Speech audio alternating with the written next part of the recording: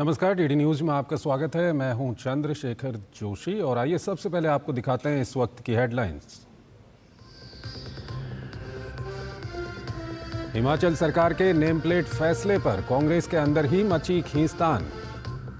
TS Singhdeo ने फैसले पर जताई आपत्ति, वहीं बीजेपी ने ली चुटकी, कहा भाई बहन के बीच तकरार का फैसलों पर भी दिखने लगा असर।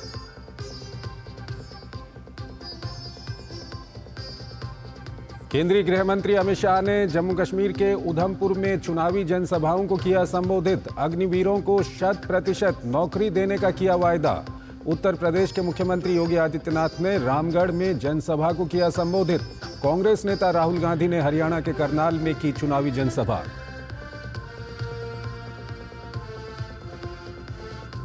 मानहानि मामले में शिवसेना यूबीटी नेता संजय राउत दोषी करार।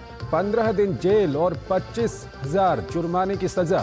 भाजपा नेता किरीट सोमैया की पत्नी मेधा किरीट सोमैया पर भ्रष्टाचार का लगाया था निराधार आरोप।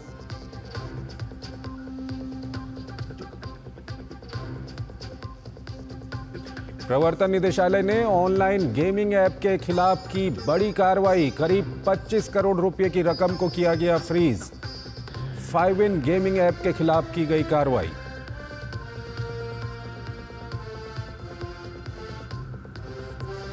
और इजराइल और हिजबुल्लाह संघर्ष तेज। भारत ने कहा लेबनान की यात्रा से बचें भारतीय। वहीं अमेरिका और फ्रांस समेत कई देशों ने की 21 दिन के संघर्ष विराम की पेशकश।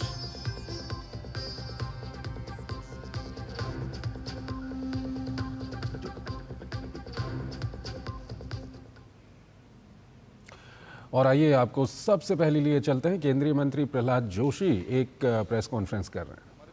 Leading to the establishment of new distilleries in rural areas and contributing to the direct and indirect employment generation of about 60,000 in these regions.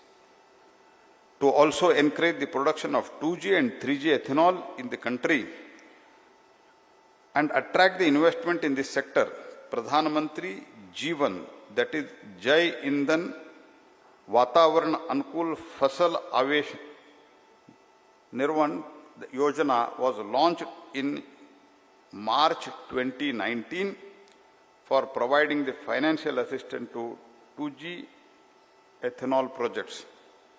In 2022, IOCL set up first of its kind 2G ethanol plant in the Panipat. The other 2G commercial projects by BPCL and HPCL at Numaligarh refinery in Assam are also nearing completion.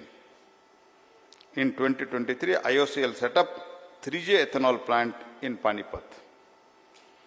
In August 2024, Cabinet approved the amendment of Pradhan Mantri Jeevan Yojana and extended the schemes till 28-29 for providing the financial support to the advanced biofuel projects using the biomass and other feedbacks like agricultural and forestry residues, industrial waste, etc. Our government is committed to robust, sustainable sugar industry that is not only an economic pillar but also driving force in India's renewable energy landscape. Industry must continue on the path of innovation, public-private partnership, and the farmer-centric policies to ensure that India's sugar and bioenergy sector remain globally competitive.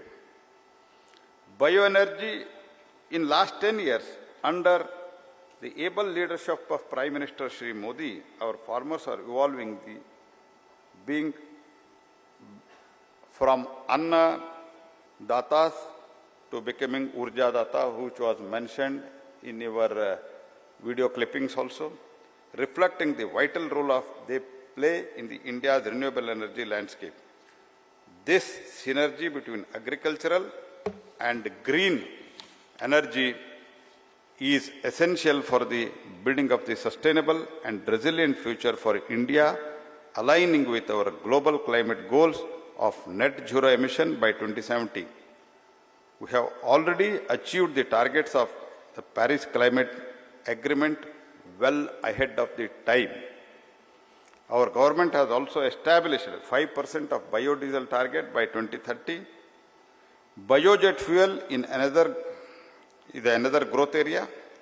On 25th November 2023, our government announced indicative blending targets of 1% by 2027 and 2% by 2028 for international flights leaving India. Being the Minister of New and Renewable Energy, I want to inform you that our government has also notified the National Bioenergy Program for the period of 21-22 to 25-26. Our government has also launched the National Green Hydrogen Mission in January 2023 with an outlay of 19,744 crores to make the India global hub for the production, usage and export of the green hydrogen and its derivatives, which includes producing the green hydrogen from the biomass. Bioplastic is another field where the industry should focus to resolve the issue of the plastic pollution. India is the global food basket, and to promote the Bharat brand and Indian food at the global level, we should also encourage the sustainable packing.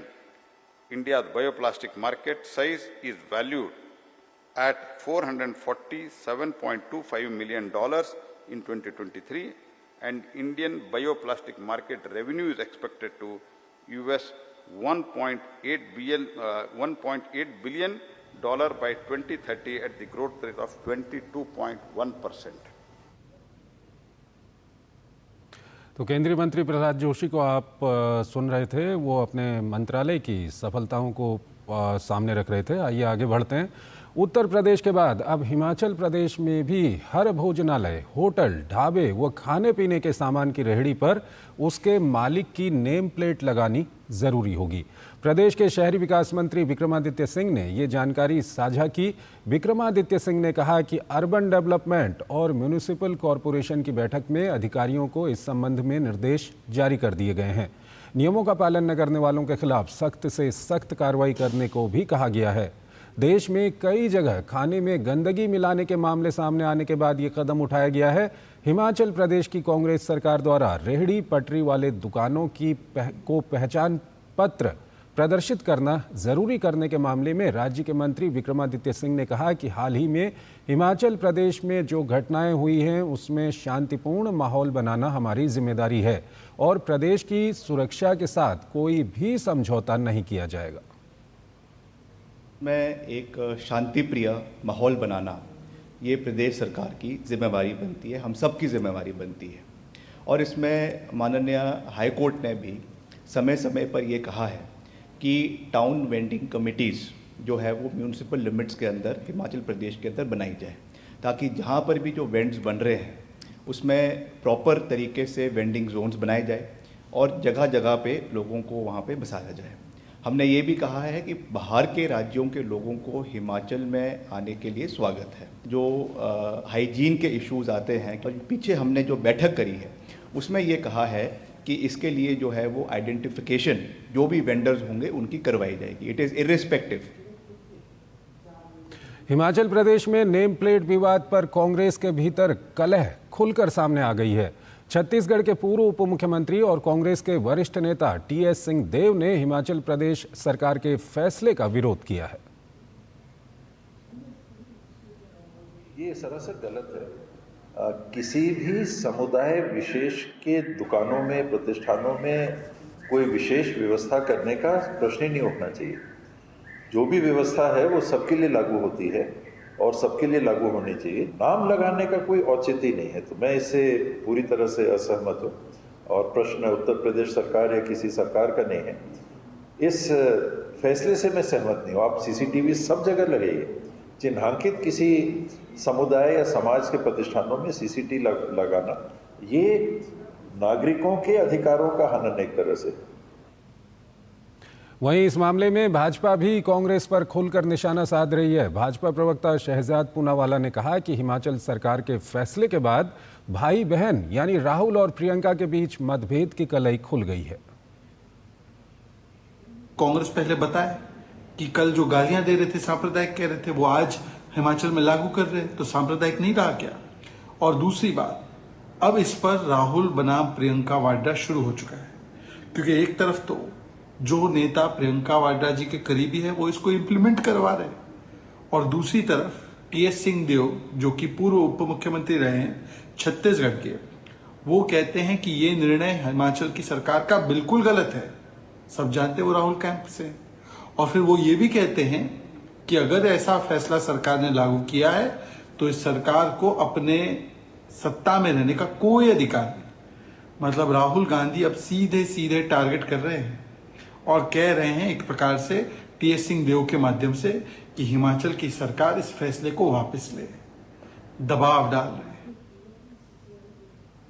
Shiv Sena UBT नेता संजय राउत को मानहानि मामले में दोषी ठहराया गया है। मुंबई की एक मेट्रोपॉलिटन अदालत ने बीजेपी नेता किरीट सोमैया की पत्नी मेधा किरीट सोमैया द्वारा दायर शिकायत पर फैसला देते हुए राउत को 15 दिन के कारावास की सजा सुनाई है। साथ ही 25,000 रुपये का जुर्माना भी लगाया है।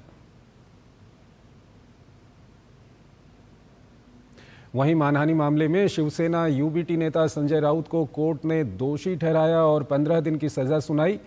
तो मामले पर भाजपा नेता किरीट सोमैया और पत्नी मेधा सोमैया ने कहा कि न्याय प्रक्रिया बहुत अच्छे से चलाई गई और वो इस फैसले से बहुत संतुष्ट हैं। आज मैजिस्ट्रेट मजगांव कोर्ट के आरती कुलकर्णी इन्होंने संजय राउत को गिल्टी कन्विक्ट किया है। 15 दिन की सजा इम्प्रिजनमेंट सुनाई गई है। पुलिस ने तुरंत संजय राउत को कब्जे में लिया है। सबसे पहले मैं समाधानी हूँ, कोर्ट का मैं आभार मानती हूँ। मैं बहुत धन्यवाद देती हूँ उनको कि उन्होंने न्याय प्रक्रिया अच्छे से चलाई और मुझे जो मेरे पर जो आरोप लगाए थे वो खारिज कर दिए और मैं अभी ऊंचा सम्मान से आगे घूम सकती हूँ और इसीलिए मैं बहुत समाधानी हूँ, संतुष्ट हूँ। और आइए अब बात करते हैं विधानसभा चुनावों की।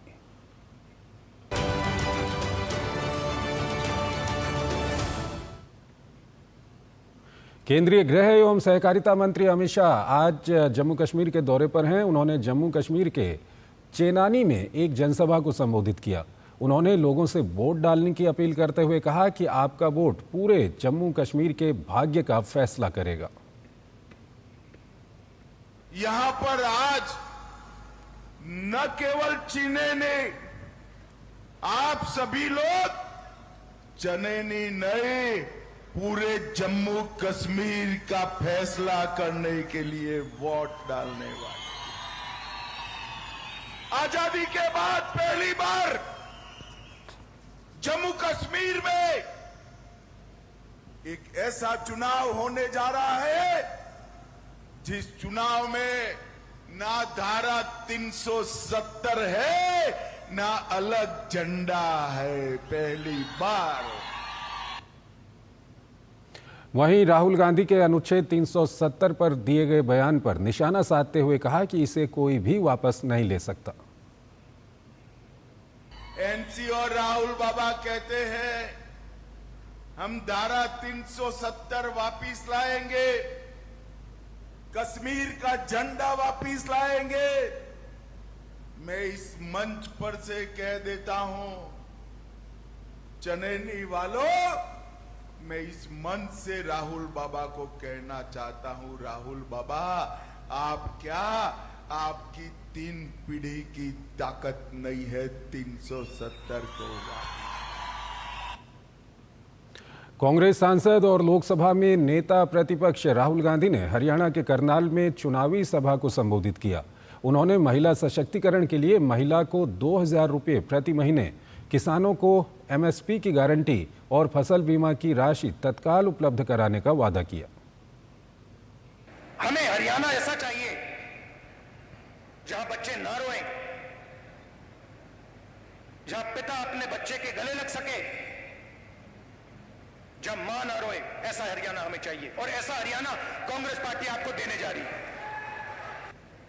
पहला कदम महिला शक्ति, 2,000 रुपए हर महीने महिलाओं को और 500 रुपए का गैस सिलेंडर। किसान को एमएसपी गारंटी करके हरियाणा की सरकार देगी।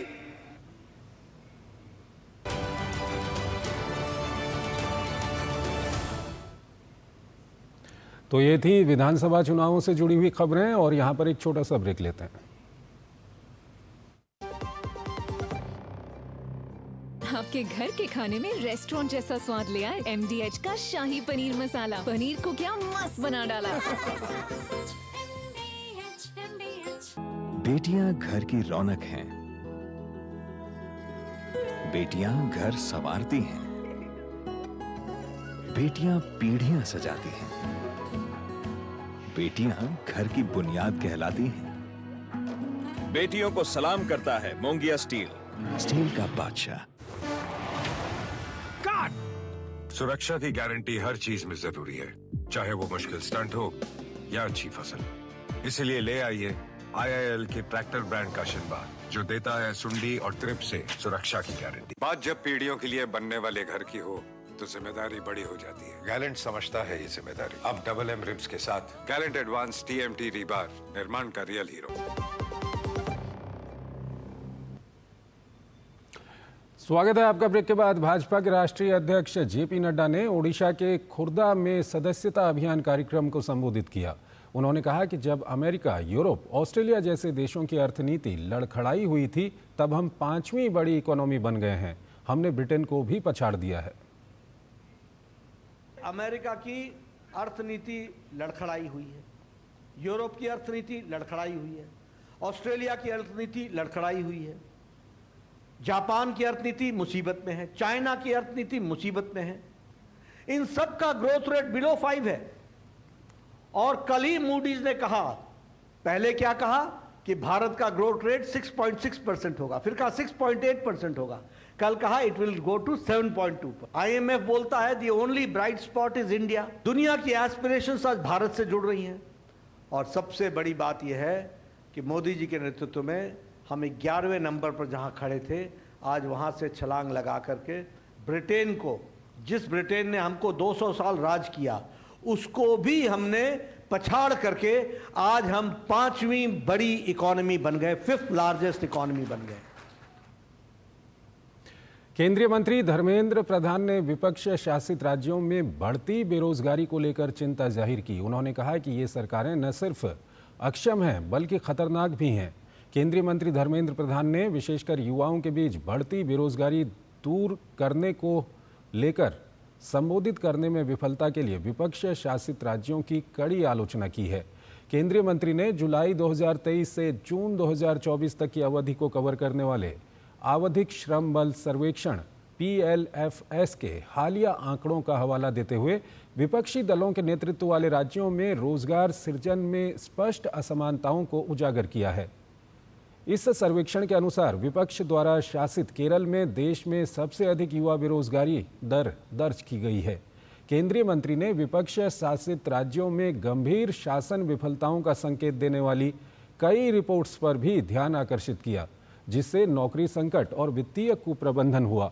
केंद्रीय मंत्री ने कर्ज लेने की लत, लोक लुभावन वादों और मुफ्त सुविधाओं पर अंधाधुंध खर्च की आलोचना करते हुए कहा कि ये आदतें अर्थव्यवस्था को पंगु कर रही हैं। धर्मेंद्र प्रधान ने कहा कि विपक्ष खोखले वादों के साथ वोट खरीदने और अपने राज्यों को अथाह खर्च में धकेलने में व्यस्त है, जबकि उनके युवा इसकी कीमत चुका रहे हैं। धर्मेंद्र प्रधान ने इसकी तुलना भाजपा शासित राज्यों के साथ की है। उन्होंने कहा बीजेपी शासित राज्यों में शासन और आर्थिक प्रबंधन स्थिर बना हुआ है। मध्य प्रदेश और गुजरात जैसे राज्यों ने युवा बेरोजगारी को सफलतापूर्वक नियंत्रण में रखा है। मध्य प्रदेश में केवल 2.6% और गुजरात में 3.3% दर्ज की गई है। प्रधान ने जोर देकर कहा कि ये राज्य दीर्घकालिक रोजगार सृजन और मजबूत राजकोषीय नीतियों पर ध्यान केंद्रित कर रहे हैं। केंद्रीय मंत्री ने बीजेपी शासित राज्यों की सराहना करते हुए कहा कि भाजपा लगातार युवाओं को सशक्त बनाने और नौकरियां पैदा करने की दिशा में काम कर रही है। वहीं विपक्ष कुप्रबंधन और अधूरे वादों में फंसा हुआ है। इन राज्यों के लोगों के लिए जवाबदेही की मांग करने और परिणाम देने वाले नेतृत्व की ओर देखने का समय आ गया है। सांख्यिकी और कार्यक्रम कार्यान्वयन मंत्रालय द्वारा जारी PLFS यानी आवधिक श्रम बल सर्वेक्षण के आंकड़ों के अनुसार भारत के राज्यों में केरल में सबसे अधिक बेरोजगारी दर देखने को मिली है। इसके मुताबिक 15 से 29 आयु वर्ग में केरल में 29.9% बेरोजगारी दर्ज की गई है। केरल में जुलाई 2023 से लेकर जून 2024 तक पुरुषों में 19.3% और महिलाओं में 47.1% बेरोजगारी दर रही। केरल के बाद नागालैंड में 27.4 और मणिपुर में 22.9% बेरोजगारी दर्ज की गई। वहीं इस दौरान केंद्र शासित प्रदेशों में लक्षद्वीप और अंडमान व निकोबार में सबसे अधिक बेरोजगारी दर देखने को मिली। मध्य प्रदेश में सबसे कम 2.6% और गुजरात में 3.1% बेरोजगारी दर दर्ज की गई। PLFS के डेटा के अनुसार देश में 15 वर्ष और उससे अधिक उम्र के लोगों के बीच बेरोजगारी दर 2023-2024 में 3.2% रही। वहीं देश के शहरी क्षेत्रों में बेरोजगारी दर पिछले वर्ष की समान अवधि में 6.8% से घटकर 6.7% हो गई, जो निरंतर सुधार को दर्शाता है। In the rate of unemployment, Kerala tops among the major states in India with 7.2% unemployment, whereas at the all India level it is only 3.2%. Why unemployment is so high at a situation that ease of doing in the calculation of ease of doing business by the Ministry of Commerce and Trade and Commerce, we came to know that Kerala ranks first in ease of doing business. एक छोटा सा break.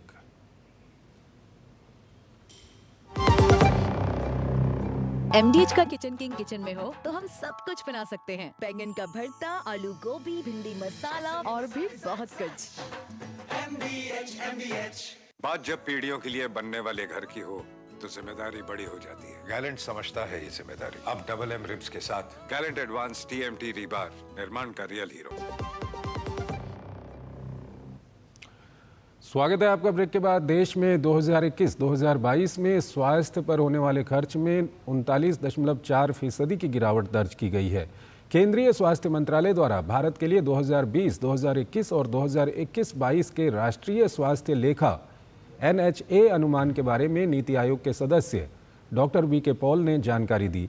उन्होंने बताया कि कुल स्वास्थ्य व्यय में से आउट ऑफ पॉकेट व्यय में 2013-14 के 64.2% से 2021-22 में 39.4% तक की गिरावट दर्ज हुई है, जो एक सकारात्मक संकेत है। डॉक्टर VK पॉल ने कहा कि आयुष्मान भारत PMJAY से 1 लाख करोड़ रुपए से अधिक की बचत हुई है और इसका हाल के NHA अनुमानों पर सकारात्मक प्रभाव पड़ा है। उन्होंने कहा कि 2015-2016 में शुरू की गई मुफ्त डायलिसिस योजना जैसी अन्य योजनाओं से 25 लाख लोगों को लाभ हुआ है। 2021-2022 के लिए NHA के अनुमानों से पता चलता है कि देश में स्वास्थ्य सेवा के लिए सरकारी व्यय में वृद्धि जारी है, जो स्वास्थ्य क्षेत्र में सार्वजनिक निवेश बढ़ाने के सरकार के प्रयासों को उजागर करता है।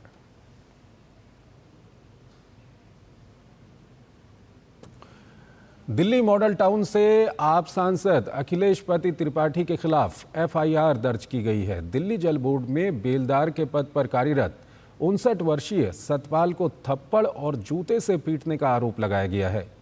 पीड़ित की शिकायत पर मॉडल टाउन पुलिस ने संबंधित धाराओं में नामजद FIR दर्ज की है।